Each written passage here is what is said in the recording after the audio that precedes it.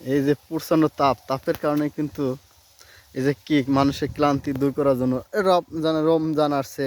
রমজানে এক গ্লাস শরবত খাবেন, ইফতার করবেন কি দিয়ে? একটা গ্লাস শরবত খান। বাজারে যে কেমিক্যাল মুক্ত বিভিন্ন শরবত না কিনে আপনি তো এক গ্লাস আখের রস দিয়ে শরবত খান, তাহলে কিন্তু আপনার শরীরটা ভালো থাকবে, ক্লান্তি দূর হবে।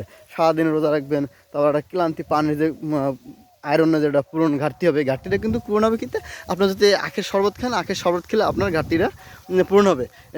এই জন্য সব জায়গায় যে নেবেন, বাজার খোলা বাজার বিক্রি করে কম দামে, তারপর সস্তা পাওয়া যায় অনেক কম দাম, কিন্তু ওতে কী আছে, কালার দেয়, কালার করে, তারপর রং দেয়, হাইড্রোস দেয়, বিভিন্ন কিছু যত কেমিক্যাল আছে যেমন আছে বিভিন্ন ধরনের কিছু দেয়। কিন্তু শতসুরের নিজস্ব প্রজেক্ট, নিজস্ব খামারের মাধ্যমে সব কিছু করা হয়, যার কোনো ভেজাল নাই।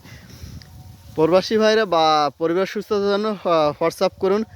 WhatsApp number 01918 999 212।